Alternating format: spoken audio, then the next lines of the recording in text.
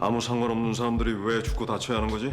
아무 상관이 없다면 그게 이유가 아닐까? 장마가 시작된 무더운 여름에 우리나라 영화 한 편이 뒷심을 발휘하고 있습니다. 불법 도박장 운영 혐의로 긴급 체포합니다. 변호사 선임할 권리가 있고 변호사 당연히 선임하셔야 되고 변호사 오기 전까지는 절대 묵비권 행사하시고. 사무장 채필죄. 모범 경찰이었던 최필재는 동료 형사의 계략으로 경찰을 그만둔 후 끊이지 않는 사건 수임으로 신이 내린 사무장이라고 불리웁니다. 어느 날 살해 사건이네. 대재철 며느리 죽인 놈. 인천을 주름잡는 대겸 대제철 며느리를 살해한 혐의로 사형수가 된 순태가 결백하다는 편지를 보내오게 되고 아니 어떤 미친 쓴 편지 때문에 왜 그래? 너답지 않게. 기억하고 싶지도 않은 사건 들으셔봐. 대재철에 똥물 들 건 뻔한데. 하지만 이 사건이 제 결과가 그 배우임이 밝혀지면서 순태의 결백을 위한 수사가 시작됩니다. 특별수사 사형수의 편지입니다. 주연 김상호 씨와 감독님인 권정관 감독님 나와 계십니다. 안녕하십니까? 안녕하십니까. 반갑습니다. 안녕하세요. 저는 사실 이 특별수사 그 사형수의 편지를 봤을 때 실무자들이라는 부제를 붙여주고 싶었어요. 나도 검사 옷 벗고 나왔어요. 우리 같이 일합시다. 사대범의 와리사말. 사무장이라는 또는 이제 법조 브로커라는 이게 독특한 직군이 이제 등장을 했죠, 이 영화에서. 보통 그 다른 영화에서는 그 사람들이 이제 보조자 내지 뭐 조역 빠져 있는데 이 영화에서는 당당한 주역으로 이제 자리매김됐습니다. 필재 역 같은 경우는 저한테는 제일 중요했던 게 어쨌든 전반적으로 속물적이고 이기적인 캐릭터인데 그의 말에 모습에서 어떤 신뢰감이 반드시 존재해야 된다고. 양가게가 누락시킨 게 있지 아마. 주말 부의 비석입니다. 야, 너는 경찰이었던 애가 봉투 주는 게 참 자연스러워. 심장이 파운스 한다. 저는 이제 김명민이라는 배우가 저한테 배우로서의 신뢰감도 있고 캐릭터에 대한 신뢰감도 있는데 브로커 필재 역할을 할 때 좀 더 속물적이고 좀 더 이기적으로 만들면은 찰진 캐릭터가 나오지 않겠냐. 그게 가장 중요했고 명민 씨 말투가 또 갖고 있는 그 무게감이 있잖아요. 소풍날 김밥을 넣고 하면 어떡합니까? 아빠가 새벽까지 만든 건데. 아, 진짜 김밥 생긴 거 봐. 엄마 없는 지 너무 난다고. 너보다 이쁜데? 아, 진짜. 딸 바보고 억울한 일을 당하죠.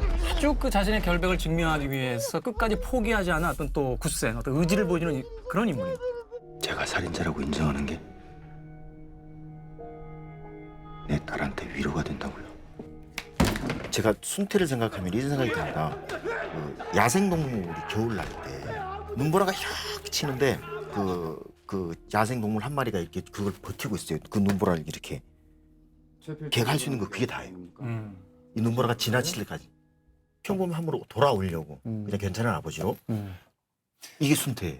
이랑 만나서 얘기하다 보면 막 웃고 그래서 막걸리 마실 때는 정말 천상 옆집 아저씨인데 눈빛이 되게 매서우세요. 어느 순간. 방송을 아신다니까요.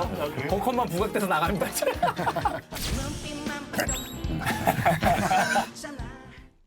사소한데 잊을 수 없는 장면이 그 이문식 씨가 요구르트를 건네는 장면에서 꼭 그런 장면 좋아했어요. 사역해서 번 돈 한 푼도 안 쓰고 모은다면 밖에 있는 딸내미 준다고.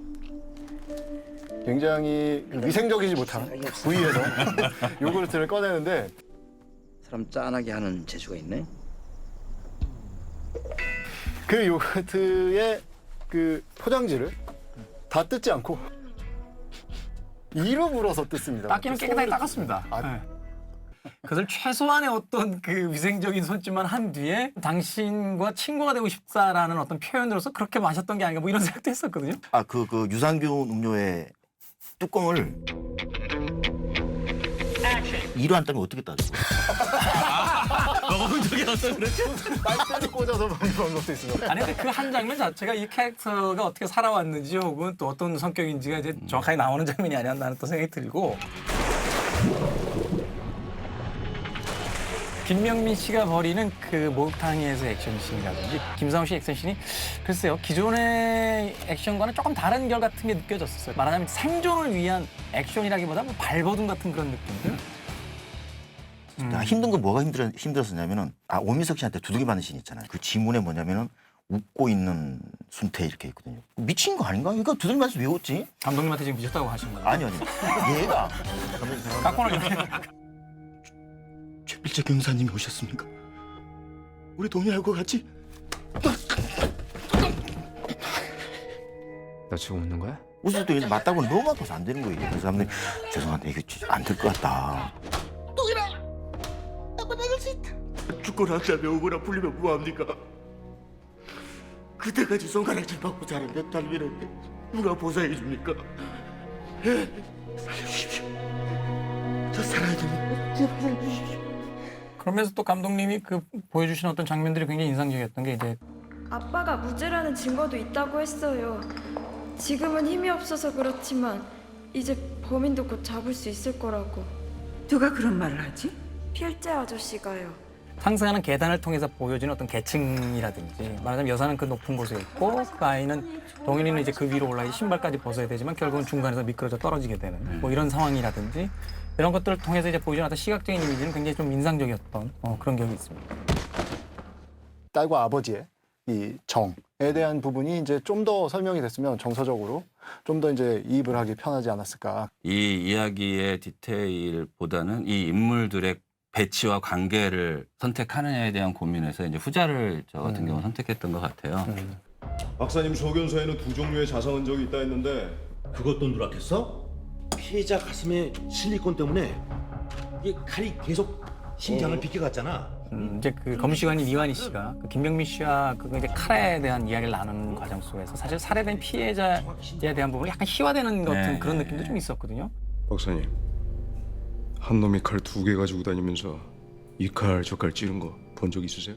그 관객분들에게 이 영화 속에서 꼭 해주고 싶었던 이야기가 있다면 어떤 이야기가 있는지. 자기가 영화 찍어놓고 재밌다고 봐달라고 하는 거 그거 좀 닭살이 있죠. 해야 돼. 제가 해야죠. 제가 우리 때 얘기 드렸잖아요. 영화 재밌게 봤다고 저. 네. 저의 별점은 3개입니다. 이젠 영화 말고 현실에서 통쾌하고 싶다. 좀. 김명민의 캐릭터만으로도 2시간이 충분히 즐겁다. 전 이 영화 굉장히 재밌게 봤어요. 네?